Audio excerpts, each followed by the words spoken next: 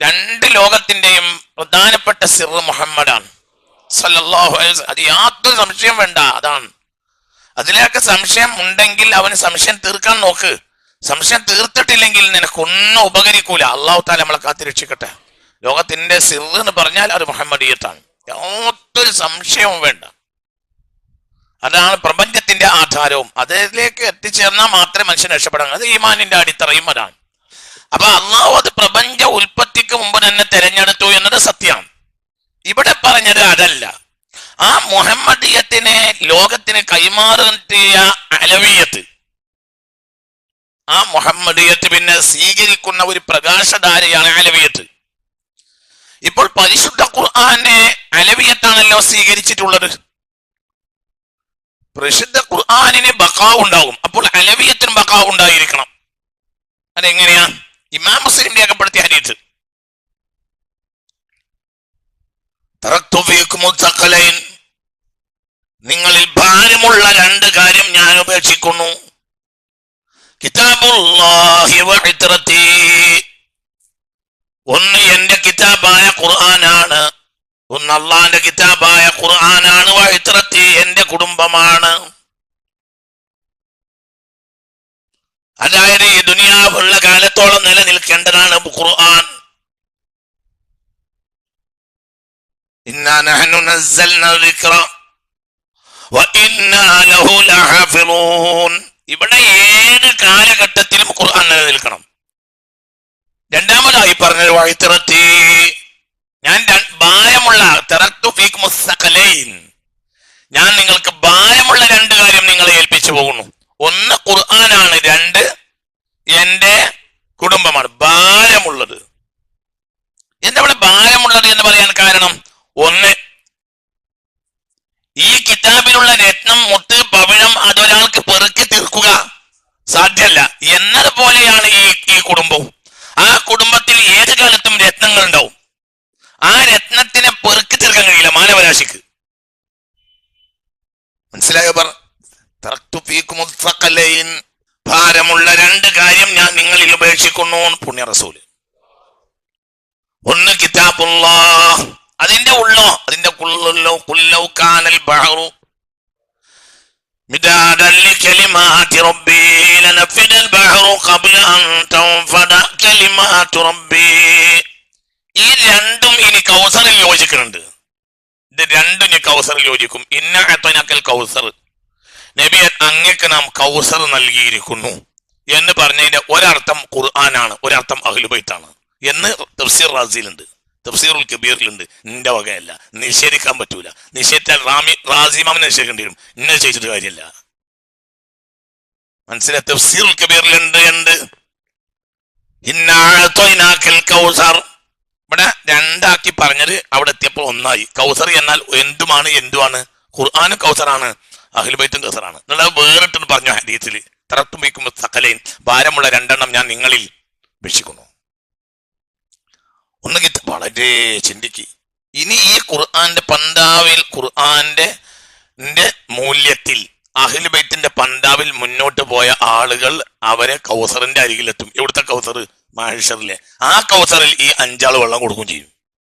അപ്പൊ ഒരു ചേർച്ച ഉണ്ട് അവിടെ. 5 ആളായിരിക്കും അവിടെ ആദ്യമായി എത്തുക.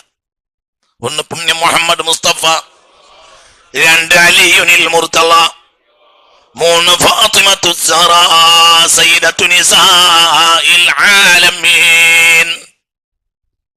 മറിയം ബീവിയേക്കാൾ മഹദിയാണ് ഫാത്തിമ ബീവി. മറിയം ബീവിയേക്കാൾ മഹദിയാണ് ഫാത്തിമ ബീവി. മറിയം എന്നത് റസൂലുള്ളാഹിന്റെ അജ്നബിയത്താണ്. അതുകൊണ്ടല്ലേ കെട്ടിയത്. ലോകത്തിന്റെ രഹസ്യമൊക്കെ മുഹമ്മദാണ്. മുഹമ്മദ് എന്ന ആളുടെ സ്വല്ലല്ലാഹു അലൈഹി വസല്ലം അന്യ സ്ത്രീയാണ്. ആര്? മറിയം അന്യ സ്ത്രീയാണ്. എളാപ്പ വഴിക്കുള്ള കുട്ടിയാണ്. എളാപ്പയാണ് ഇസഹാക്ക്. ഇസഹാക്ക് വഴിക്കുള്ള കുട്ടിയാണ് ഹന്നത്തിന്റെ മോള്. നിങ്ങൾക്ക് പറയുന്നത് തിരിയുന്നുണ്ടാ? അപ്പോൾ അജ്നബിയത്താണ്. മറിയം ബീവിയേക്കാൾ മഹദിയാണ് ഫാത്തിമ ബീവി എന്ന് ഞാൻ 100 കണക്കിന് തെളിവുകൊണ്ട് തെളിയിക്കും. ആരും കളിക്കണ്ട. 100 കണക്കിന് തെളിവുകൊണ്ട് തെളിയിക്കും. ഖുർആനിൽ മറിയം ബിബിയല്ലേ പറഞ്ഞിട്ടുള്ളൂ. ഖുർആനിൽ ഇജി കണ്ടോടത്ത് അങ്ങനെ പറഞ്ഞിട്ടുള്ളൂ, ഇജി കാണാത്തോടത്ത് 100 പറഞ്ഞിട്ടുണ്ട്. ഇന്നല്ലാഹ അസ്തഫാകി വതഹറകി വസ്തഫാകി അലാ നിസാഇൽ ആലമീൻ. കളിക്കണ്ടവർക്കൊക്കെ സ്വാഗതം, കളിക്കണ്ടവരെ ഞാൻ ചെറുതാക്കും, എന്റെ വലിപ്പം ഞാൻ കുറക്കും. മറിയം എന്നാൽ മുഹമ്മദിയത്തിന്റെ അജ്നബിയത്താണ്, അന്യ സ്ത്രീയാണ് മുഹമ്മദിന്. ആര് സ്വല്ലല്ലാഹു ആര് എന്നാൽ ഫാത്തിമിയത്ത്, ഫാത്തിമ എന്ന് പറഞ്ഞാൽ മുഹമ്മദിയത്തിൽ ദാഖില, ഫാത്തിമ എന്റെ ശരീരത്തിന്റെ ഭാഗമാണെന്ന് മുഹമ്മദ് മുസ്തഫ. ഫാത്തിമ എന്റെ കരളിന്റെ കഷ്ണമാണെന്ന് മുഹമ്മദ് മുസ്തഫ. ഫാത്തിമ എന്നാൽ എന്റെ ശരീരത്തിൻ്റെതാണ്, എന്റെ ശരീരത്തിന്റെ കഷ്ണമാണ്. ആര്? ഫാത്തിമന്റെ ശരീരത്തിന്റെ കഷ്ണമാണെന്ന് മുഹമ്മദ് മുസ്തഫ. അപ്പോൾ മറിയം ബീവിയേക്കാൾ മഹദിയാണ് ആര്? ഫാത്തിമ. ഉറപ്പ്, സംശയിക്കണ്ട. ഓരെക്കാൾ മഹദിയാണ് ഫാത്തിമ ബി റളിയല്ലാഹു അൻഹ. ഒരിക്കലും സംശയിക്കണ്ട. സംശയിച്ചോനെ ഈമാൻ ഉണ്ടാവില്ല. എനിക്ക് എന്താ വിചാരിച്ച് ഒരു 6000 ആയത്തും അതിനൊരു 6000 വരി പരിഭാഷയോ എന്താണ് വിചാരിച്ച്?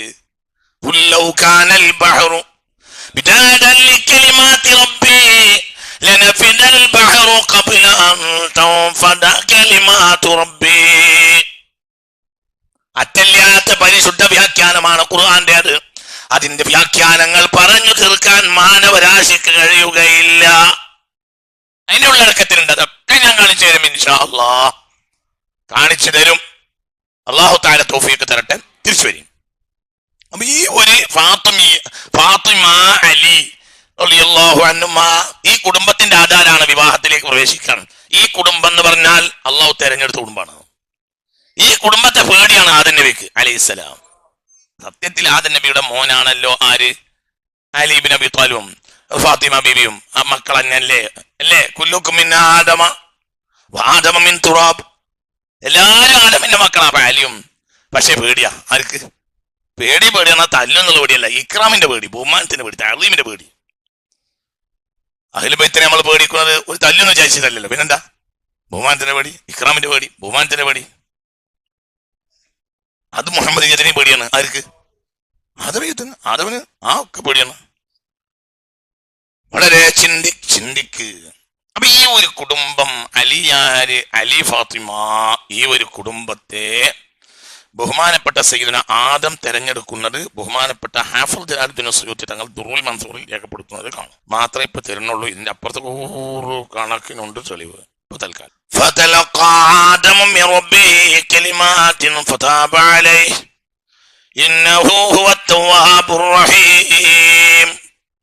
ചില വചനങ്ങൾ ആദം നബിക്ക് ലഭിക്കുകയും ആ വചനങ്ങൾ ആദം നബി ഉപയോഗപ്പെടുത്തുകയും ചെയ്തപ്പോൾ അല്ലാഹു തൗബയെ സ്വീകരിച്ചു.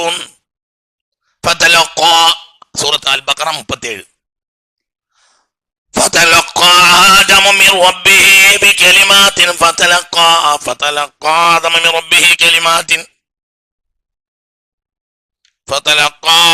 من ربه كلمات فتاب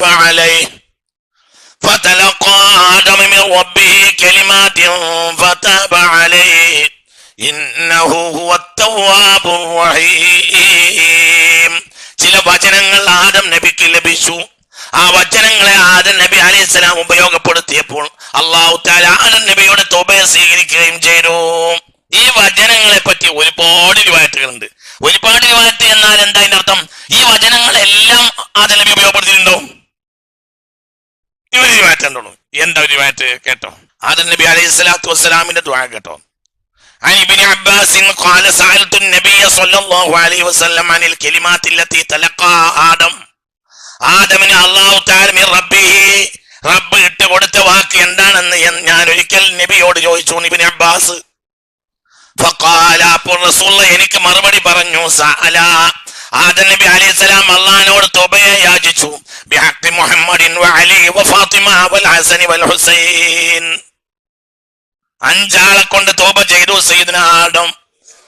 പടച്ചോനെ 5 ആളെ ഹക്കൊണ്ട് എന്നെ രക്ഷപ്പെടുത്തണേ എന്ന് പറഞ്ഞു. ഇല്ലാ തുബ്തു അലയ്യ, എനിക്ക് നീ തൗബ ഒഴിവാക്കരുതേ റബ്ബേ എന്ന് പറഞ്ഞപ്പോൾ ഫതാബ അല്ലാഹു അലൈഹി, തൗബ അല്ലാഹു സ്വീകരിച്ചു എന്നാണ് ഇതിന്റെ വ്യാഖ്യാനം എന്ന് മുത്തുനബി എന്നോട് നേരിട്ട് പറഞ്ഞു എന്ന് ഇബ്നു അബ്ബാസ് ദുറൂൽ മൻസൂറിൽ ഹാഫിൾ ജലാലുദ്ദീൻ സുയൂത്തി ഇത് രേഖപ്പെടുത്തിയിട്ടുണ്ട്. ഇത്ര ഇപ്പൊ പറഞ്ഞുള്ളൂ. നിങ്ങൾക്ക് പറയുന്ന മനസ്സിലായോ? ഈ കുടുംബം ആദം നബി അലൈഹി സ്വലാത്തു വസ്സലാമിനെ പരിചയമുള്ള കുടുംബ.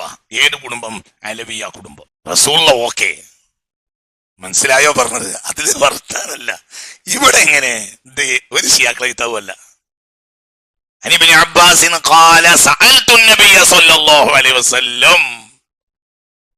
ഇത് ബഹുമാനപ്പെട്ട ഹാഫിദ് ജലാലുദ്ദീൻ സുയൂത്തി റളിയല്ലാഹു അൻഹു തന്റെ ദുറുൽ മൻസൂർ തഫ്സീർ ദുറുൽ മൻസൂറിൽ ഫതലഖ ആദം മിൻ റബ്ബിഹി കലിമാത്തിൻ ഫതാബ അലൈഹി എന്ന ആയത്തിന്റെ വ്യാഖ്യാനത്തിൽ എഴുതി കൊടുത്ത വ്യാഖ്യാനാണിത്. ചില വചനങ്ങൾ ആദം നബിക്ക് കിട്ടി. ആ വചനങ്ങൾ കൊണ്ട് ദ്വാരന്നപ്പോൾ അല്ലാഹു തആല തൗബയെ സ്വീകരിച്ചു. ഏതാ വചനങ്ങൾ? ആ വചനങ്ങളാ പറഞ്ഞത്. സഅല ആദം നബി അലൈഹി സ്വലാം അല്ലാഹുവിനോട് യാചിച്ചു ബിഹഖ് മുഹമ്മദിൻ വഅലി വഫാത്തിമ വൽഹസനി വൽഹുസൈനി ഇല്ലാ തുബ്തു അലയ്യ. ഇവരെ ഹഖ് എന്റെ തൗബ സ്വീകരിക്കണമേ റബ്ബേ എന്ന് പറഞ്ഞു സയ്യിദുനാ ആദം.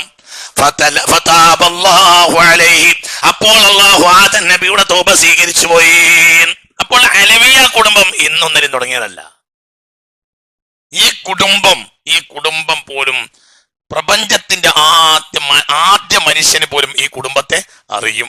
ഏതോ ആളെ പേരല്ല പറയുന്നത്. ആരൊക്കെയാ? ഓക്കെ, ഞാൻ പറഞ്ഞല്ലോ, സയ്യിദുൽ ബഷറാണ്, സയ്യിദുൽ ഖൽഖാണ് മുഹമ്മദ്. ബിഹഖ് മുഹമ്മദ് എന്ന് പറഞ്ഞാൽ സമ്മതിച്ചു. അത് സമ്മതിക്കാത്തവരുണ്ട്, അവരെ പറ്റി ഇവിടെ വർത്താനമില്ല. സമ്മതിച്ചു, ശരി. ബാക്കിയോ? സഅല റബ്ബഹു, അല്ലാഹു യാചിക്ക ബിഹഖ് മുഹമ്മദിൻ വഅലി വഫാത്തിമ വൽഹസനി വൽഹുസൈനി. ഇതെന്നെ പെന്ത് ലിഖംസതുൻ ഉതുഫി ബിഹാ ഹർവൽ വബാഇൽ ഹാതിമ المصطفى والمرتضى وبناهما والفاطمة لخمسة وطفي بها حر الوباء الحاطمة المصطفى والمرتضى وبناهما والفاطمة لخمسة وطفي بها حر الوباء الحاطمة المصطفى والمرتضى وبناهما والفاطمة. ഈ ഹക്ക് കൊണ്ട് അല്ലാഹു നമ്മളെ രക്ഷപ്പെടുത്തി തരട്ടെ.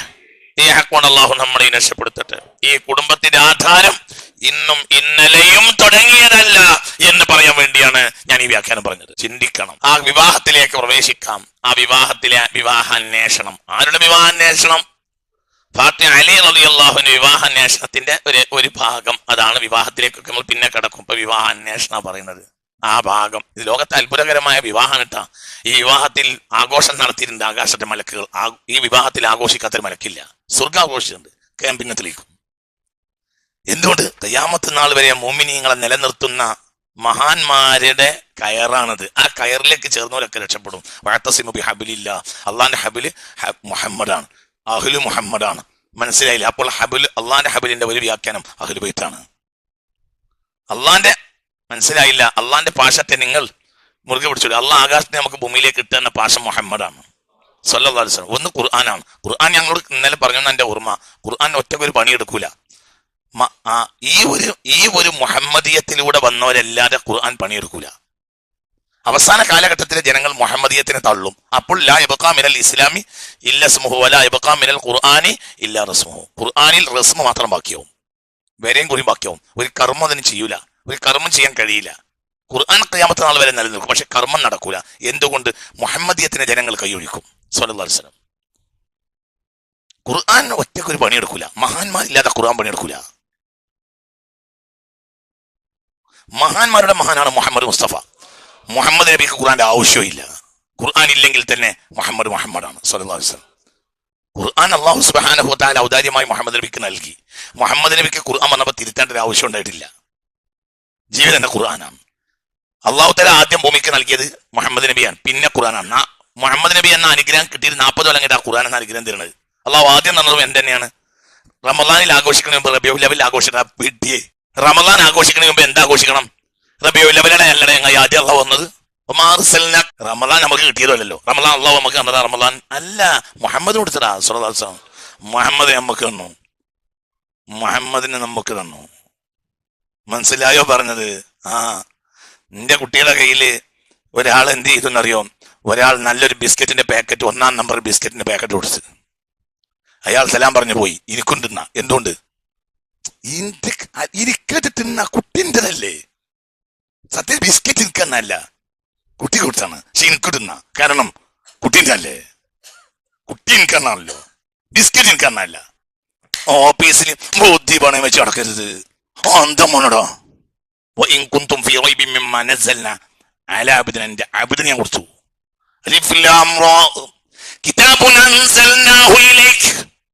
താങ്കൾക്ക് ഞാൻ ഖുർആൻ നൽകി, താങ്കൾക്ക് നൽകി, എന്റെ അബ്ദിന് നൽകി. മുഹമ്മദ് അൽഹംദുലില്ലാഹില്ലദീ അൻസല അലാ അബ്ദിഹിൽ കിതാബ്. സമ്പൂർണ്ണ ദാസന് ഞാൻ ഖുർആൻ ഇറക്കി കൊടുത്തു. ദാസൻ മുഹമ്മദ്, ദാസനെ നമുക്കൊന്നു. അതുകൊണ്ട് മനസ്സിലായോ? തന്നെ ഖുർആൻ നമുക്ക് തന്നല്ല, ദാസനെ കൊടുത്താണ്.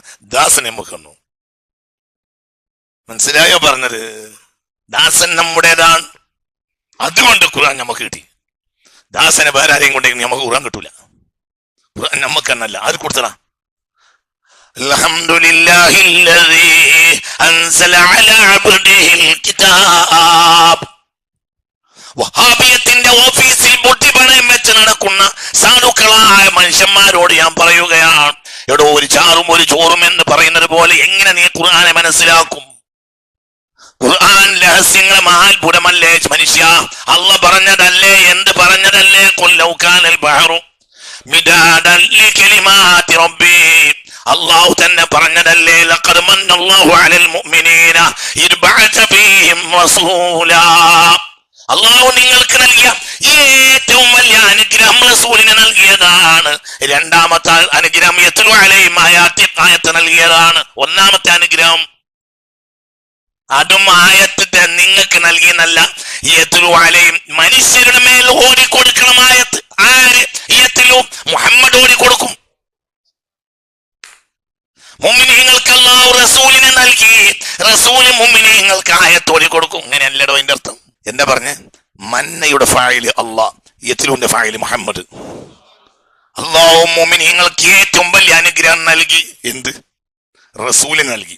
റസൂൽ വലിയൊരു അനുഗ്രഹം നൽകി. ഖുർആൻ അവർക്ക് മുഅ്മിനീങ്ങൾ. ഓ, രണ്ടിന് ഫായില് രണ്ട് അനുഗ്രഹം. അല്ലാഹു ചെയ്ത ഏറ്റവും വലിയ അനുഗ്രഹം മുഹമ്മദ്. മുഹമ്മദുൻ ബശറുൻ ലാ കൽ ബശരി യഖൂതുൻ ഹജറുൻ ലാ കൽ ഹജരി. പഠിക്കടാ ഖുർആൻ. ഇത് അല്ലാഹുവിലേക്കുള്ള വസീലത്തായ ക്ലാസ് ആണ്. ഇത് ഞാനാണ്, ഇത് തമാശയായ ക്ലാസ് ആണ് എന്ന് മനസ്സിലാക്കണ്ട.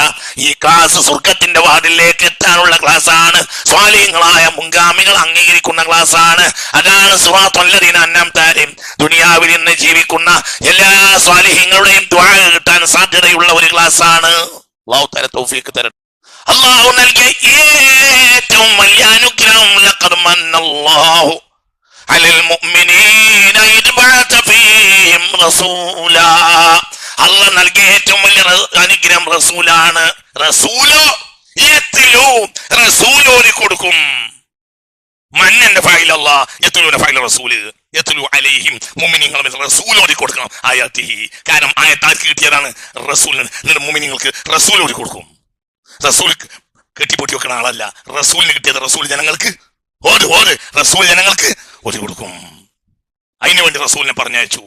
അപ്പോൾ റമദാനിൽ ആഘോഷിക്കുന്നതിന് മുമ്പ് എന്താഘോഷിക്കണം? റബ്ബിൽ ആഘോഷിക്കണടാ, അന്തം വേണം. എന്റെ വാപ്പ പറയും, എടാ പറഞ്ഞത് ചെയ്യണോ നായാണ്, പറയാത്ത ചെയ്യണ മനുഷ്യന്റെ പണിയൻ. വലിയ വർത്തനാണ്. ഇത് ഇന്റെ വാപ്പ 100 വട്ടമൊന്നുമല്ല പറഞ്ഞത്. ഇന്റെ വാപ്പ 100 വട്ടമൊന്നല്ല എന്നോട് പറഞ്ഞത്. വാപ്പ ഒരു പറഞ്ഞ പണിയെടുത്ത് വന്ന വാപ്പ പറയും, ഇജ്ജ് മറ്റേ ചെയ്തോ? ഇല്ല. എന്ത് നിങ്ങൾ പറഞ്ഞിട്ടില്ല? എടാ പറഞ്ഞത് പണിയെടുക്കണ ആള് നായാണ്, പറയാത്ത പണിയെടുക്കാൻ മനുഷ്യന്റെ പറ്റിയതാ. ഇത് എവിടെ പറഞ്ഞ മൂല്യരേ? എടാ പറയാത്ത എടുക്കണ പണിയടാ മുഅ്മിനീങ്ങളെ പണി. തിരിഞ്ഞോ? വാപ്പന്റെ വാപ്പ പറയും, നായാന്ന് പറഞ്ഞാൽ മുഅല്ലമ, നായ പിടിച്ചോ നന്നാ പിടിക്കും, കടിച്ചോ നന്നാ കടിക്കും, കൊണ്ടുവരും നന്നാ കൊണ്ടുവരും. മനസ്സിലായില്ല? മനുഷ്യനോട് പിടിച്ചോന്നും കടിച്ചോന്നും ഒന്നും പറയേണ്ട ആവശ്യമില്ല. ഇങ്ങനെ നിന്നാ തന്നെ പണിയൊക്കെ ആരെടുക്കണം? മനുഷ്യടുക്കണം. പറഞ്ഞ പണിയെടുക്കാൻ മനുഷ്യനെ വേണ്ട. ആരെ മതി? നാന മതി. ഇത് എന്റെ വാപ്പയെന്ന് എനിക്ക് കിട്ടിയ ഇൽമാണ്. ഇത് 100 വട്ടമൊന്നല്ല വാപ്പനോട് പറഞ്ഞത്. 100 100 അതിശയോക്തിയല്ല കേട്ടോ. എന്റെ വാപ്പനോട് 100 150 ഒന്നുമല്ല പറഞ്ഞത്. എടാ പറഞ്ഞ പണി മാത്രം എടുക്കുന്നത് നായാണ്.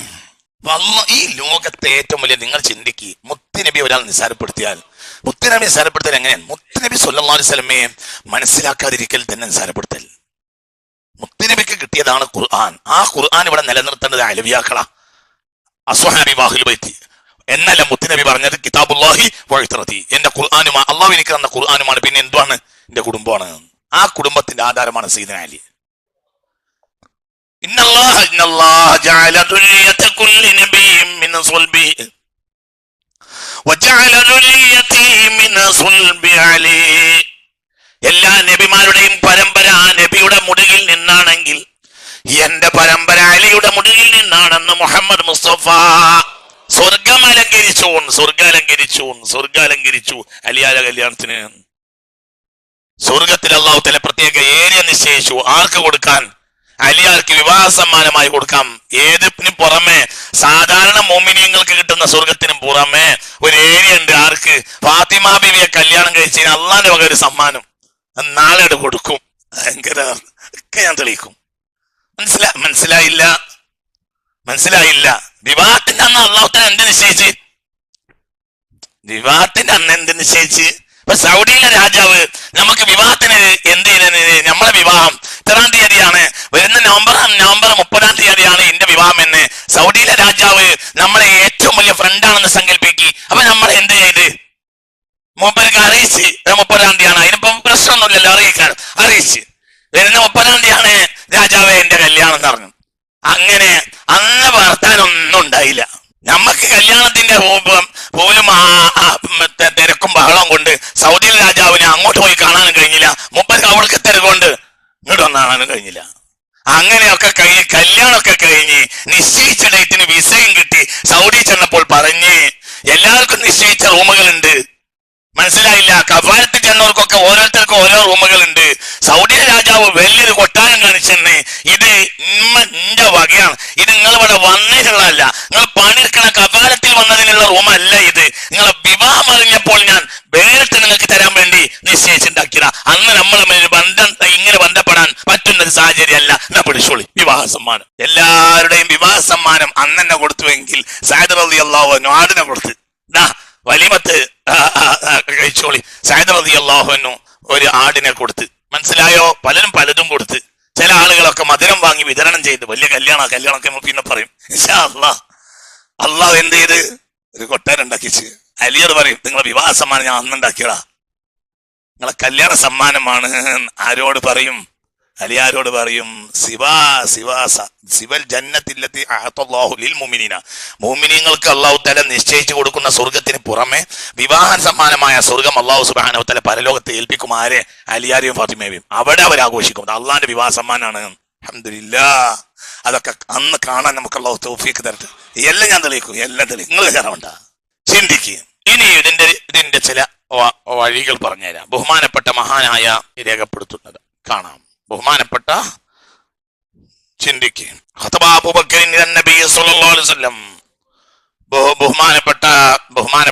ബഹുമാനപ്പെട്ട ഇമാം തുബരി റളിയല്ലാഹു അൻഹു രേഖപ്പെടുത്തുന്നു. അനസ് റളിയല്ലാഹു അൻഹുവിനെ തൊട്ട് ഖതബ അബൂബക്കർ ഇല നബി സല്ലല്ലാഹു അലൈഹി വസല്ലം. അബൂബക്കർ സിദ്ദീഖ് റളിയല്ലാഹു അൻഹു കല്യാണം അന്വേഷിച്ച് നബിയുടെ അരികിൽ വന്നു. ഇബ്നതഹു ഫാത്തിമ ബീവിയെ കല്യാണം കഴിക്കണം, എനിക്ക് കെട്ടിച്ചെന്നാൽ ഞാൻ അതിന് പൊന്നുപോലെ പോറ്റിക്കൊള്ളാൻ നബിയെ എനിക്ക് കെട്ടിച്ചു തരൂ എന്ന് പറഞ്ഞ് ഫാത്തിമ ബീവിയെ കല്യാണം അന്വേഷിച്ചു കൊണ്ടുവന്നു സയ്യിദുനാ സിദ്ദീഖ്. ഫഖാല നബി സല്ലല്ലാഹു അലൈഹി വസല്ലം. അപ്പോൾ ഹബീബായ നബി പറഞ്ഞു അബൂബക്കറെ ലം യൻസിലിൽ ഖളാഉ ബഅദു. ഇതുവരെ അതിന്റെ തീരുമാനം കിട്ടിയിട്ടില്ല. നിങ്ങൾക്ക് കെട്ടിച്ചേരണം എന്ന തീരുമാനം എനിക്ക് മുകളിൽ നിന്ന് വന്നിട്ടില്ല. കാരണം മുകളിൽ നിന്ന് തീരുമാനിച്ചല്ലാത്തൊരു കാര്യം ഹബീബായ നബി ചെയ്യൂല സല്ലല്ലാഹു അലൈഹി വസല്ലം. സുമ്മ ഖതബഹ ഉമറു. അതിനുശേഷം അന്വേഷിച്ചു വന്നു മഹാനായ സയ്യിദുനാ ഉമർ ബിൻ ഖത്താബ് റളിയല്ലാഹു അൻഹു. ഒരുപാട് സ്ഥലത്ത് ഇമാം തുബരിക്ക് പുറമെ ഒരുപാട് മഹാന്മാർ ഈ ഹദീസ് രേഖപ്പെടുത്തിയിട്ടുണ്ട്. ഫാത്തിമ ബീവിയെ എനിക്ക് കല്യാണം കഴിച്ചു തരണമെന്ന് പറഞ്ഞ ഉമർ ബിൻ ഖത്താബ് മുസ്തഫ നബിയുടെ അരികിൽ വന്നു. ഖുറൈശി പ്രമുഖരെയും കൂട്ടത്തിൽ കൂട്ടി. അങ്ങനെയാണല്ലോ ഒരു കല്യാണം അന്വേഷിക്കാൻ പോവുകയാണെങ്കിൽ കാര്യപ്പെട്ട ആളുകളെ കൂടി ചെല്ലണല്ലോ. മനസ്സിലായില്ലേ? കുറച്ച് അങ്ങനെയാണല്ലോ, അത് വിഷയം തട്ടാൻ പാടില്ലല്ലോ. കിട്ടിയാൽ വലിയ കിട്ടലല്ലേ, കാരണം ആരെ മോളെ കിട്ടുന്നത്?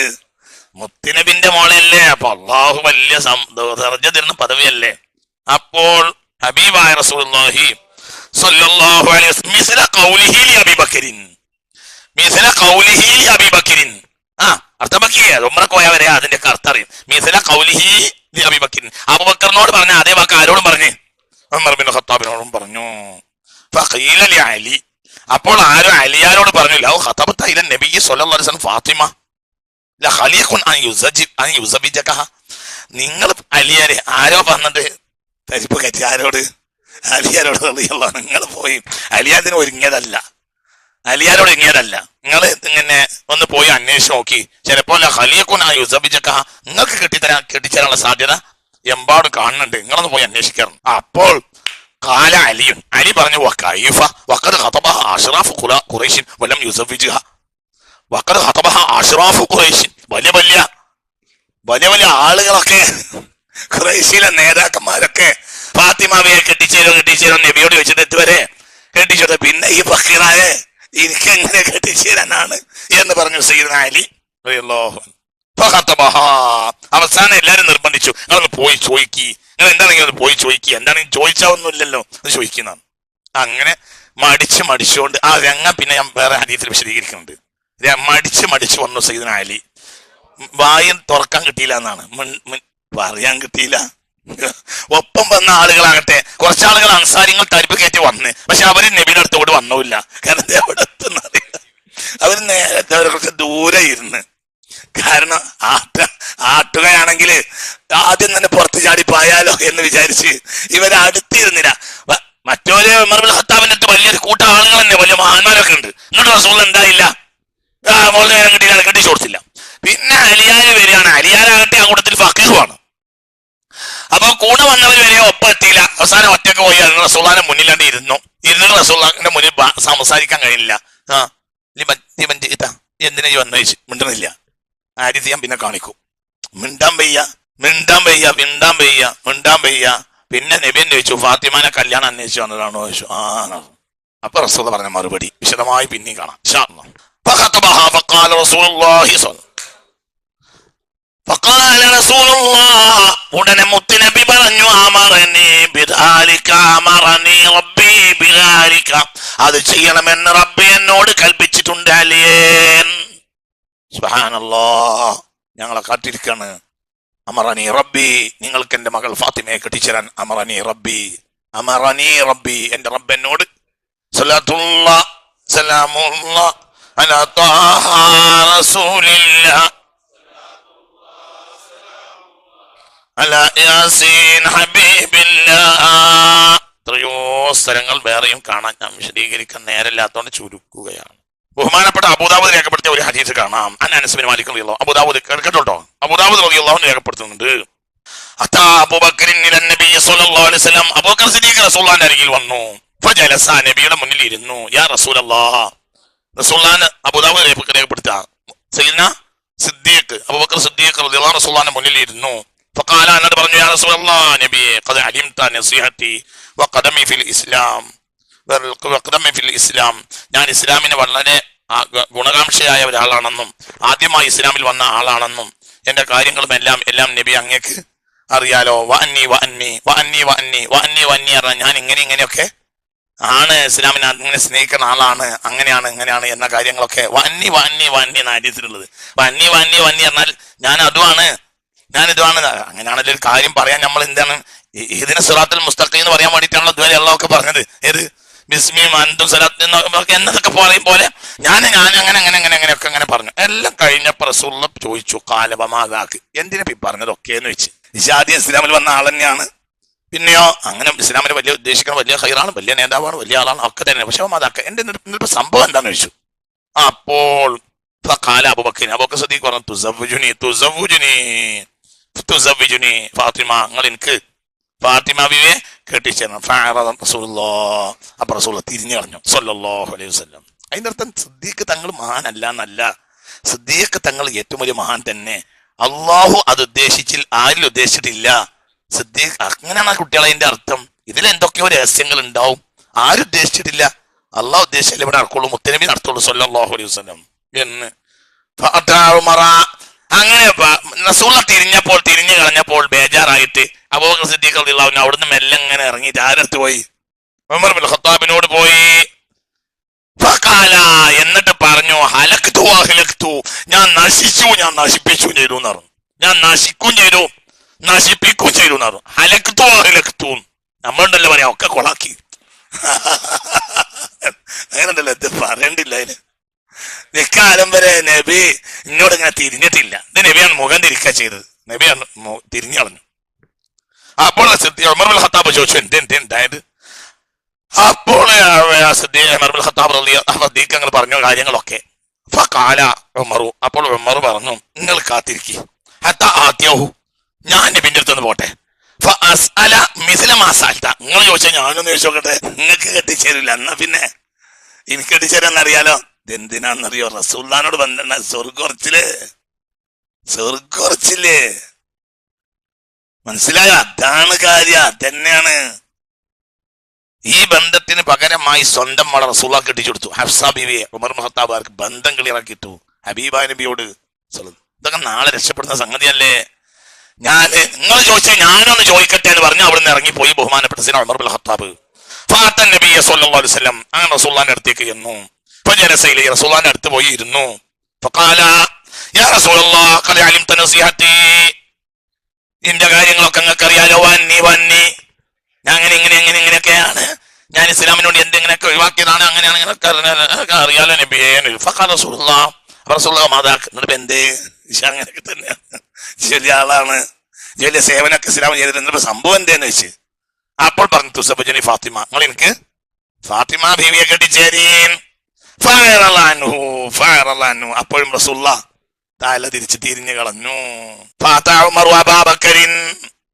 അപ്പോൾ ഉമർ ഇബ്നുൽ ഖത്താബ് നേരെ അബൂബക്കറിന്റെ അടുത്ത് ചെന്നു. എന്നിട്ട് പറഞ്ഞു,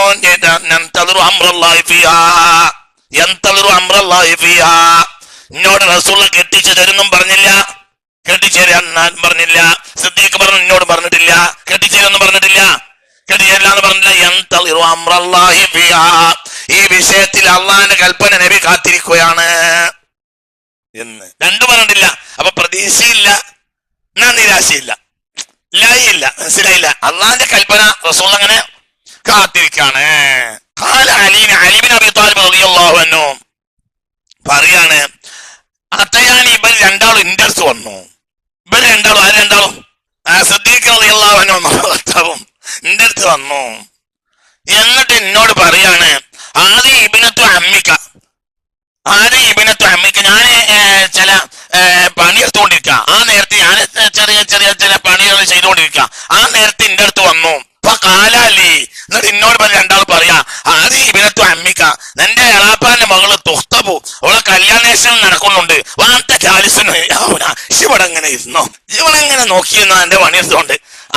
എന്റെ എളാപ്പാന്റെ മോളെ നല്ല കല്യാണം കഴിക്കാൻ പറ്റിയ നല്ലൊരു ബന്ധമുള്ള തറവാട്ടിൽപ്പെട്ട കുട്ടിയല്ലേ, നിനക്കാട്ടെ കല്യാണം കഴിക്കാണ്ട് നേരമായല്ലോ, ശിവൻ എങ്ങനെ ഇരുന്നോ, എന്റെ അളാപ്പാന്റെ മോളെ കല്യാണ അന്വേഷണം നടന്നുകൊണ്ട് ഇരിക്കുന്നു. വാർത്ത ജാലിസുന് ഹാഹുന, ശിവൻ എങ്ങനെ നോക്കിയിരുന്നോ എന്ന് എന്നോട് പറഞ്ഞു. അതാ പറഞ്ഞു, പലരും പറഞ്ഞ അലിയാരെ പേര് കയറ്റിടന്ത് പ്രേരിപ്പിച്ചതാണ്. എനിക്ക് ഓർമ്മ പോലും ഇല്ലാത്ത കാര്യത്തിന് മനസ്സിലായില്ല. തന്നെ ഈശോന്ന് പോയോക്ക്, ഞങ്ങളോടൊന്നും പറഞ്ഞില്ല. ഇവർ രണ്ടാക്കും ആ വിഷയം എന്റെ ഓർമ്മയിലേ ഇല്ല, എന്റെ ഓർമ്മയിലേ അങ്ങനത്തെ ഒരു കാര്യമില്ല. ഇവരെല്ലാരും എന്നെ നിർബന്ധിച്ച്. അബൂബക്കർ സിദ്ദീഖ് പറഞ്ഞു പോയി നോക്ക്, ഉമർ ഇബ്നുൽ ഖത്താബ് പറഞ്ഞു പോയി നോക്ക്. അങ്ങനെ ഇവര് എന്നെ പറഞ്ഞു, എന്റെ ചിന്തയിലേ അങ്ങനത്തെ ഒരു കാര്യമില്ല. 6-ാമത്തെ വയസ്സിൽ ഖദീജ ബീവിയുടെ ഭക്ഷണം കഴിക്കാൻ തുടങ്ങിയതാ റളിയല്ലാഹു അൻഹു. ഖദീജ ബീവി വഫാത്താവുന്നത് 2 കുട്ടികൾ അവിടെ ഉള്ളത്, 2 കുട്ടികൾ ആ വീട്ടിൽ വളർന്നതാ. ആ ഭക്ഷണം കഴിച്ച് ഒന്ന് സെയ്ദ്, ഉറക്കപ്പറ സെയ്ദ്, ഹാരിസിന്റെ മകനായ സെയ്ദിനെ അടിമച്ചന്തയിൽ വിറ്റതാ. മനസ്സിലായില്ലേ? 2 കുട്ടികൾ റസൂലുള്ളാഹിന്റെ വീട്ടിലാ വളരുന്നത്. ഒന്ന് ആര് സയ്യിദ്ന അലി, അബൂ താലിബിന്റെ കയ്യിൽ നിന്ന് എടുത്തു വളർത്തി ആര് മുത്ത് മുഹമ്മദ് മുസ്തഫ. നേരത്തെ വേറൊരു സംഭവമുണ്ട്. റസൂലുള്ളാഹിന്റെ വിവാഹ 25-ാമത്തെ വയസ്സിൽ റസൂലുള്ളാഹിക്ക് രാത്രിയായപ്പോ ഖദീജ ബീവി റസൂലുള്ളാഹി മണവാട്ടിയായിട്ട് ഇങ്ങനെ രാത്രി റസൂലുള്ളാഹിന്റെ മുറിയിലേക്ക് പോകുമ്പോ ഈ കുട്ടിയുടെ കൈ പിടിച്ചുകൊണ്ടോ. ഈ കുട്ടി ആരാന്നറിയോ? ആ കുട്ടിയാണ് ബഹുമാനപ്പെട്ട സയ്യിദ് റളിയല്ലാഹു അൻഹു. റസൂലുള്ളാഹി എൻ്റെ സെയ്ദ്, റസൂലുള്ളാഹിക്ക് എന്റെ റസൂലുള്ളാഹി വിളിക്കും സെയ്ദ്. റസൂലുള്ളാഹിക്ക് ഭയങ്കര ഇഷ്ടമാണ് ആരെ? ഈ സെയ്ദ് ആരാന്നറിയോ? ഈ സെയ്ദ് നല്ലൊരു ധനാഢ്യന്റെ മോഹനാ, ഹാരിസിന്റെ മോഹനാ. സെയ്ദ് ബിൻ ഹാരിസ് വലിയ ധനാഢ്യന്റെ മോനാ.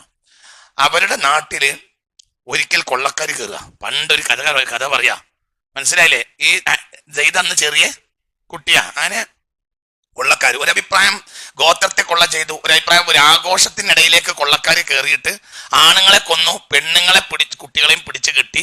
അങ്ങനെ ഈ കൊള്ളക്കാർ ഈ പെണ്ണുങ്ങളെയും കുട്ടികളെയും ഒക്കെ അടിമകളാക്കി ചന്തകളിൽ വിൽക്കാൻ കൊണ്ടുപോയി. മനസ്സിലായോ? അങ്ങനെ ഈ കുട്ടിയെ, സെയ്ദ് എന്ന കുട്ടിയെ കൊള്ളക്കാരോട് കരഞ്ഞു പറഞ്ഞ്, പക്ഷെ അവര് വിട്ടില്ല. ഈ കുട്ടി അടിമച്ചന്തയിൽ വിറ്റു. ആ അടിമച്ചന്തയിൽ ഇങ്ങനെ കുട്ടി നിൽക്കുക. ഒരു ദിവസം രാവിലെ നിൽക്കുന്ന സന്ദർഭത്തില് ബഹുമാനപ്പെട്ട ഖദീജ ബിബി റളിയല്ലാഹു അൻഹുവിന്റെ ആങ്ങളയായ ഹിസാമിന്റെ മകൻ ഹക്കീം എന്നൊരാളുണ്ട്. ഒരു അഭിപ്രായം ഹക്കീമിനെയും കഅബാലയത്തിൽ പ്രസവിച്ചതാണ്, അങ്ങനെ അഭിപ്രായമുണ്ട്. അങ്ങനെ ഒരു അഭിപ്രായം, ഹക്കീമിനും ഹിസാമിനെയും കഅബാലയത്തിൽ പ്രസവിച്ചതാണ് എന്ന അഭിപ്രായമുണ്ട്. ഈ ഹക്കീം കച്ചവടം കഴിഞ്ഞ് വരിക. ഹക്കീം ഒരു മുതലാളിയാ ഒന്ന്. പിന്നെ റസൂലുള്ളാഹി സ്വല്ലല്ലാഹു അലൈഹി വസല്ലം തങ്ങൾ വരുന്നതിന് മുമ്പ് ഖദീജ ബിബിയുടെ കച്ചവടമൊക്കെ നടത്തുന്നത് ഏകദേശം ആരാണ്? ഹക്കീമാണ്. മനസ്സിലായില്ലേ? അങ്ങനെ ഹക്കീം ഒരു കച്ചവടം കഴിഞ്ഞ് അങ്ങനെ വരുമ്പോ കുറച്ച് പൈസയുണ്ട്. അങ്ങനെ അടിമച്ചന്തയിൽ ഇങ്ങനെ ഒന്ന് കയറി നോക്കാന്ന് വിചാരിച്ച് കയറി നോക്കുമ്പോ കുട്ടികളുടെ ഭാഗത്ത് ഒരു നല്ല റാഹത്തുള്ള ഒരു കുട്ടി ഇങ്ങനെ നിൽക്കുന്ന കണ്ടു. അപ്പൊ കുറെ അടിമക്കുട്ടികളെയും അടിമകളെയും ഒക്കെ വാങ്ങിയ കൂട്ടത്തിൽ ആരെയും വാങ്ങി? ഈ കുട്ടിയെ വാങ്ങി. ആളെ മനസ്സിലായില്ലേ? ആരാണ് ഈ കുട്ടി? സെയ്ദ്. അതായത് ഈ വാങ്ങിയ ആളാരാ? ഖദീജ ബീവിയുടെ ആങ്ങളയായ ഹിസാമിന്റെ മകൻ ഹക്കീം. മനസ്സിലായില്ലേ? ഹക്കീം ബിൻ ഹിസാം എന്ന് പറയും. അയാൾ സ്വയം ധനാഢ്യനാ, രണ്ടയാൾ ഖദീജ ബീവിയുടെ കച്ചവടം നടത്തുന്ന ആളുമാണ്. അങ്ങനെ വന്ന് കച്ചവടം കഴിഞ്ഞ് വന്ന് നല്ല റാഹത്തൊക്കെ കിട്ടി. അങ്ങനെ സെയ്ദ് പറയാണ്, സെയ്ദ് എന്നെ അനുസ്മരിക്കുന്നുണ്ട്. അങ്ങനെ ഞാൻ ഹക്കീമിന്റെ വീട്ടിൽ വന്നു. ഹക്കീം എന്നോട് വളരെ മാന്യമായി പെരുമാറി. അങ്ങനെ ഞാൻ വന്നതിന്റെ പിറ്റേ ദിവസം ഒരു കുലീനയായ, ഒരു മാന്യയായ, കണ്ടാൽ വല്ലാത്തൊരു വീണ്ടും ഒരാൾ നോക്കിപ്പോകുന്ന വല്ലാത്തൊരു സൗന്ദര്യവും എന്നാൽ വല്ലാത്തൊരു കുലീനത്വവും ഒരു മാതൃകാ വനിതയാണെന്ന് തോന്നുന്ന, ഒരു ധനാഢ്യയാണെന്ന് തോന്നുന്ന ഒരു സ്ത്രീ ഹക്കീമിന്റെ വീട്ടിലേക്ക് കയറി വന്നു. സംസാരത്തിൽ മനസ്സിലായി അത് ഹക്കീമിന്റെ അമ്മായിയാണെന്ന്, എന്റെ യജമാനന്റെ അമ്മായിയാണെന്ന് പറഞ്ഞു.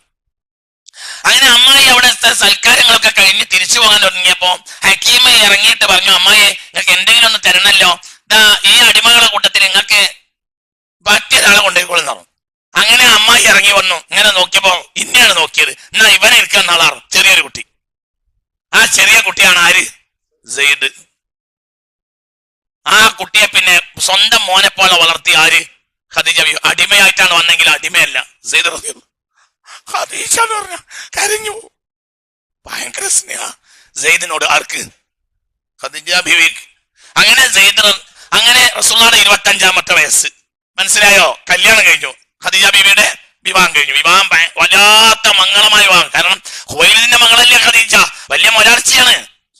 ആൾക്കൂട്ടൊക്കെ കൂടി വല്ലാത്ത വിവാഹം. എല്ലാവരും വന്ന് വിവാഹത്തിന് രാത്രിയില് അമോഘമായ വിവാഹം, പാട്ട് എല്ലാം കഴിഞ്ഞ് ആളുകളൊക്കെ തിരിച്ചുപോയി.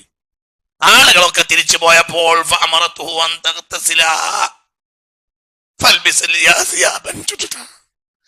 പോയി കുളിച്ചു വാർന്നു കുട്ടിയോട്. ആര്? ഖദീജ ബീവി. ഖദീജ ബീവിയുടെ ആദ്യ രാത്രി മണവാട്ടിയായി ചമഞ്ഞ ഖദീജ ബീവി റളിയല്ലാഹു അൻഹാ മുത്ത് മുഹമ്മദ് മുസ്തഫ സല്ലല്ലാഹു അലൈഹി വസല്ലമയുടെ കടപ്പറയിലേക്ക് കയറി. അൽഹംദുലില്ലാഹ്. കുട്ടിയെ വിളിച്ച് പറഞ്ഞു. ആളുകളൊക്കെ പോയി കഴിഞ്ഞപ്പോ പറഞ്ഞു, മോനെ, എന്റെ മോനെന്നെ കുളിക്കുന്നു. അപ്പോൾ സെയ്ദ് പോയിട്ട് എന്ത് ചെയ്തു? കുളിച്ച്. എന്നിട്ട് നല്ല വസ്ത്രം എടുത്തു കൊടുത്തു. കല്യാണത്തിനന്ന് ഉപയോഗിച്ചതല്ലാത്ത വീണ്ടും പുതിയ വസ്ത്രം. ആ പുതിയ വസ്ത്രമൊക്കെ അണിഞ്ഞ് എന്റെ സുന്ദര കുട്ടനായി. ആര്? ചെറിയ കുട്ടിയല്ലേ. സെയ്ദിനെയും കൈപിടിച്ചാണ് മണയറയിലേക്ക് ചെന്നത് ഖദീജ റളിയല്ലാഹു. എനിക്കിതായി ആദ്യ രാത്രിയിൽ നിങ്ങൾക്ക് തരാനുള്ള വിവാഹ സമ്മാനമാണ് എന്ന് പറഞ്ഞുകൊണ്ട് സല്ലല്ലാഹു അലൈഹി വസല്ലമക്ക് ഖദീജ ബീവി ഏൽപ്പിച്ചു കൊടുത്ത സമ്മാനമാണ് സെയ്ദ് റളിയല്ലാഹു അൻഹു. ആ വീട്ടിലേക്ക് പിന്നെ അലിയാരും വന്നു. പിന്നെ അവിടെ രണ്ട് കുട്ടികളും അല്ലാഹുവിന്റെ റസൂലിന്റെ കൂടെയാണ്. ഒരു വാക്ക് സെയ്ദേനെ വിളിച്ചാൽ അടുത്ത വാക്ക് അലിയേനെ വിളിക്കും. മുത്ത് റസൂൽ അല്ലാഹുവിന്റെ ഹബീബിന്റെ കൂടെയാണ്. രണ്ടാളും ഭക്ഷണം ചോദിക്കുക, ഇവിടെ നോക്കടാ. പിന്നൊരു സംഭവം ഉണ്ടായി. സെയ്ദിന്റെ പുരക്കാര് സെയ്ദിനെ അന്വേഷിച്ച് നടന്നു. ഹാരിസ് മുതലാളിയല്ലേ? സെയ്ദ് യഥാർത്ഥത്തിൽ ആരല്ല, അടിമല്ല. അങ്ങനെ ആരോ പറഞ്ഞു മക്കയിലേക്കാണ്, ഹക്കീം ഇബ്നു ഹിസാമാണ് ഈ കുട്ടിയെ വാങ്ങിക്കൊണ്ടുപോയത്. മക്കയിലെ അക്കാലത്തെ ധനാഢ്യന്മാരായ വർത്തകരിൽ ഒരാളാണ് ഹക്കീം ഇബ്നു ഹിസാം. ഹക്കീം ഇബ്നു ഹിസാമിന്റെ വീട്ടിലേക്ക് വന്നിട്ട് സെയ്ദും സെയ്ദിന്റെ ഏട്ടനും വന്നിട്ട് പറഞ്ഞു, അതായത് കുട്ടിയുടെ എളാപ്പയും ബാപ്പയും മളാപ്പയും ബാപ്പയും മൂത്താപ്പയും ഹാരിസിന്റെ ഏട്ടനും ഹാരിസും വന്നു. അതായത് സെയ്ദിന്റെ ബാപ്പയും മൂത്താപ്പയും വന്ന് ഹക്കീമിന്റെ വീട്ടിൽ വന്ന് പറഞ്ഞ് ഞങ്ങളെ കുട്ടിയെ തിരിച്ചു തരണം, എത്ര പൈസ വേണമെങ്കിൽ തരാ, അവൻ അടിമയല്ല. അപ്പോൾ ഹക്കീം പറഞ്ഞു, എനിക്കൊരു ബേജാറില്ല, ഞാൻ ഇഷ്ടപ്പെട്ട കുട്ടിയാണ്, തിരിച്ചു തരാൻ ഒരു മടിയുമില്ല, അതിൽ പൈസന്റെ ഒരു പ്രശ്നമില്ല. പക്ഷേ ഇത് എന്റെ അമ്മായിക്ക് ഞാൻ കൊടുത്തിട്ടുണ്ട്, ഇപ്പോൾ അമ്മായിയുടെ വീട്ടിലാണ്. അമ്മായി വിവാഹ സമ്മാനമായി ഭർത്താവിന് നൽകുകയും ചെയ്തിട്ടുണ്ട്, അതുകൊണ്ട് നമുക്ക് അവരെ വീട്ടിൽ പോകാം. അങ്ങനെ ഇവര് മൂന്നാളും ഹാരിസിന്റെ ഏട്ടനും ഹക്കീമും കൂടെ നേരെ മല ഇറങ്ങി, ഇങ്ങനെ കുന്നിന്റെ ചെരുവ് ഇറങ്ങി വരുന്നത് മുത്ത് റസൂലുള്ളാഹിയുടെ വീട്ടിൽ. അതാ ഞാൻ പറഞ്ഞത്, ഖുർആൻ വന്നപ്പോൾ ഒന്നും തിരുത്തേണ്ട ആവശ്യം റസൂലുള്ളാഹിക്കില്ല. നാട്ടുകാരനാടാ തിരുത്തിയത്, ഖുർആനാടാ ഖുർആൻ കൊടുത്തത്. ഖുർആൻ ഇറങ്ങിയത് ഖുർആന്റെ മേലാണ്. ഖുർആനാണ് മുഹമ്മദ്, ഖുർആൻ ഇറക്കി. അതാണടാ പഠിക്കേണ്ടത്. ഖുർആനാണ് ഖുർആൻ ഇറക്കി കൊടുത്തത്, തിരുത്തേണ്ടി വന്നില്ല. ആ വീട്ടിലാണ് സെയ്ദ് റളിയല്ലാഹു മുസ്ലിം. റസൂലുള്ളാഹിക്ക് നുബുവത്തൊന്നും കിട്ടിയില്ല. റസൂലുള്ളാഹിയുടെ 25ാമത്തെ വയസ്സിന് ആ സമയ കുട്ടി ഇങ്ങനെ നോക്കുമ്പോ ബാപ്പയും മൂത്താപ്പയും പഴയ യജമാനൻ ഹക്കീമും ഇങ്ങനെ മല ഇറങ്ങി വരും. ഓടി റസൂലുള്ള ഒരു പീഠത്തിൽ ഇരിക്കുന്നുണ്ടായിരുന്നു. വന്നിട്ട് മടികൾ വീണിട്ട് സമാധാനിപ്പിച്ചു. അവര് വരട്ടെ മോനെ, അവര് വന്നോട്ടെ മോനെ. കുട്ടി തല ഉയർത്തിയൊന്ന് നോക്കിയതല്ലേ വാപ്പാനെ, ഞങ്ങൾ മോനെ കൊണ്ടുപോരാ. കൊണ്ടുപോയി, എനിക്ക് ഇഷ്ടപ്പെട്ടു, കൊണ്ടുപോയിക്കോ. കുട്ടി മടിയിൽ തല ഉയർത്തി, കുട്ടി മടി തന്നെ. അപ്പോൾ ബാപ്പി പറഞ്ഞു, എന്തടാ നീ വിഡ്ഢിയായിട്ട് അടിമയായി ജീവിക്കുന്നതാണോ നിനക്ക് നല്ലത്? ബാപ്പാന്റെ കൂടെ ധനാഢ്യനായി തന്റെ ഗ്രാമത്തിലെ ഏറ്റവും നിഅമത്തുള്ളവന്റെ മകനല്ലടാ നീ സെയ്ദ്. അടിമയായി ജീവിക്കുന്നതിനെയാണോ സെയ്ദ് നീ ചില്ലറ ദിവസം കൊണ്ട് നിന്റെ ബുദ്ധി നഷ്ടപ്പെട്ടു പോയോ? അപ്പോൾ സെയ്ദ് പറഞ്ഞു, ബാപ്പാന്റെ വീട്ടിൽ കൊട്ടാരത്തിൽ ധനാഢ്യനായി ജീവിക്കുന്നതിനേക്കാൾ നല്ലത് ഈ യജമാനന്റെയും യജമാനത്തിയുടെയും വീട്ടിൽ അടിമയായി ജീവിക്കും. അന്നിന് പോവത്തെ റസൂലുള്ളാഹി കിട്ടിയിട്ടില്ല. ആ കുട്ടിയാ സെയ്ദ്. ആ വീട്ടിൽ ചിന്തിക്ക്. 2 പൊന്നുമക്കൾ വളർന്നു ആ വീട്ടിൽ. ഒന്ന് സെയ്ദും ഒന്ന് സയ്യിദുനാ അലിയും റളിയല്ലാഹു അൻഹുമാ. സ്വലാത്തുല്ലാഹ് സലാമുല്ലാഹ് അലാ ത്വാഹ റസൂലില്ലാഹ്. സ്വലാത്തുല്ലാഹ് സലാമുല്ലാഹ് അലാ യാസീൻ ഹബീബില്ലാഹ്. തവസ്സൽനാ بسم الله وبالهادي رسول الله وكل مجاهد لله وأهل البدر يا الله. صلاة الله سلام الله على طه رسول الله. صلاة الله سلام الله على ياسين حبيب الله. اللهم صل وسلم وبارك عليه. ഖദീജ ബീബി മക്കളെ പോലെ വളർത്തിയത് 2 കുഞ്ഞു മക്കളെ. ഒന്നാരെ ഒന്ന് സയ്യിദുനാ അലി, ഒന്ന് സയ്യിദുനാ അലി, ഒന്ന് സയ്യിദുനാ സയ്യിദ് റളിയല്ലാഹു. ഒരാളെ കൂഫയിൽ കൊല ചെയ്യപ്പെട്ടു, സയ്യിദുനാ അലിയെ റളിയല്ലാഹു. ഒരാളെ മുഖത്തത് രണാങ്കണത്തിൽ മറവ് ചെയ്യപ്പെട്ടു. ഇൻഷാ അല്ലാഹ് ഞാൻ നാളെ സെയ്ദിന്റെ ഖബർ സിയാറത്ത് ചെയ്യും. ഇൻഷാ അല്ലാഹ് നാളെ ഒരു 4 മണി നേരത്ത് സെയ്ദിന്റെ ഖബർ സിയാറത്ത് ചെയ്യും. നിങ്ങൾക്ക് വേണ്ടി ഞാൻ അവരുടെ സലാം പറയാം. നിങ്ങളൊക്കെ നിങ്ങളെ സലാം പറഞ്ഞേൽപ്പിച്ചാൽ മതി. ഞാൻ അവർക്ക് നിങ്ങളെ സലാം പറയാം. അല്ലാഹു തആല സയ്യിദിന്റെ കൂടെ ഭയങ്കര റസൂലുള്ളാഹിയുടെ ഇഷ്ടപ്പെട്ട 2ാമത് ജാഫറിന്റെ ഖബറും. ഏതാ ജാഫർ? കയ്യും കാലും ഒക്കെ വെട്ടപ്പെട്ട് മരിച്ചില്ലേ? അബൂ താലിബിന്റെ 4 മക്കളിൽ ഒരു മോനാണ് ആര്? ജാഫർ. 1 താലിബ് വളർന്നവൻ, 2 അഖീലിനെ കൂടെ നിർത്തി. ജാഫറിനെ അബ്ബാസ് കൊണ്ടുപോയി റളിയല്ലാഹു. പിന്നെ അലിയാ റസൂലുള്ളാഹി കൊണ്ടുവന്നു. അളാപ്പാക്ക് ദാരിദ്ര്യം വന്നപ്പോൾ രക്ഷ ഒന്നങ്ങനെ ഒന്നാണ്ട് പാർട്ടീഷൻ ചെയ്തു. അതിൽ നാളെ ഞാൻ ഇൻഷാ അള്ളാഹ് സെയ്ദിനെ സിയാറത്ത് ചെയ്യും. ഇൻഷാ അള്ളാഹ് നാളെ അസറോട് കൂടെ നാളെ സെയ്ദ് തങ്ങളെ ഞാൻ സിയാറത്ത് ചെയ്യും ഇൻഷാ അള്ളാഹ്. അതോടുകൂടെ തന്നെ ജാഫർ റളിയല്ലാഹു സിയാറത്ത് ചെയ്യും. അതേപോലെ തന്നെ അബ്ദുല്ലാഹി ഇബ്നു റവാഹ തങ്ങളെ ഞാൻ നാളെ സിയാറത്ത് ചെയ്യും ഇൻഷാ അള്ളാഹ്. മുഅ്തദ് എന്നാൽ ജോർദാനിലാണ് ഇൻഷാ അള്ളാഹ്. 2 ലക്ഷം ബൈസന്റിയൻ ചക്രവർത്തിമാരുടെ പട്ടാളത്തോട് പൊടരാടിയിട്ട് ഷഹീദായ ആളുകളാണ് അവർ. ഏരിയ അങ്ങനെ ഒരു വെളിച്ച് കെട്ടിയിട്ടുണ്ട്. അവരെ മക്ബറ ജോർദാൻ സർക്കാർ വമ്പൻ മക്ബറകളായി ഉയർത്തി കെട്ടിയിരുന്നു. ഭയങ്കര മക്ബറ.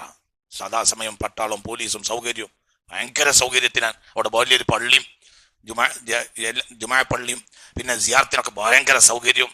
ജാഫറിന്റെ ഒക്കെ മക്ബറയിലേക്ക് വരുമ്പോൾ കാര്യത്തൊരു മനുഷ്യണ്ടാവില്ല. ജാഫറിനെ സ്വർഗത്തിൽ പാറിക്കളിക്കണം ഞാൻ കണ്ടിട്ടുണ്ട്. മുത്ത് മുഹമ്മദ് മുസ്തഫ ഇൻഷാ അള്ളാഹ്. അള്ളാഹു നമുക്ക് തൗഫീക്ക് തരട്ടെ.